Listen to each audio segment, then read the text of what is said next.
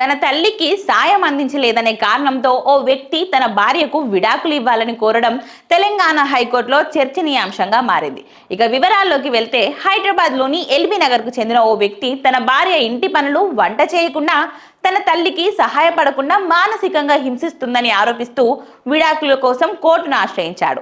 కింది కోర్టులో పిటిషన్ తిరస్కరణకు గురవడంతో హైకోర్టులో అప్పీల్ దాఖలు చేశాడు.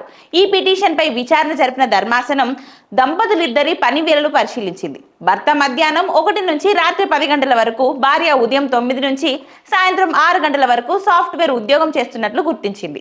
ఇద్దరూ ఉద్యోగాలు చేస్తున్నప్పుడు ఇంటి పనుల విషయంలో ఆరోపణలు చేయడం సహేతుకం కాదని అభిప్రాయపడింది. అంతేకాకుండా ప్రెగ్నెన్సీ తర్వాత కోలుకోవడానికి భార్య పుట్టింటికి వెళ్లడాన్ని క్రూరత్వంగా భావించలేమని స్పష్టం చేసింది. భర్త ఆరోపణల్లో వైవాహిక బంధాన్ని రద్దు చేసేంత తీవ్రమైన కారణాలు లేవని తేల్చి చెప్పేసిన హైకోర్టు అతని అపీల్ ను కొట్టేసింది. ఈ ఆధునిక కాలంలో బాధ్యతలను పాతకాలపు ధోరణులతో కాకుండా పరస్పర అవగాహనతో పంచుకోవాలని హితవు పలికింది హైకోర్టు.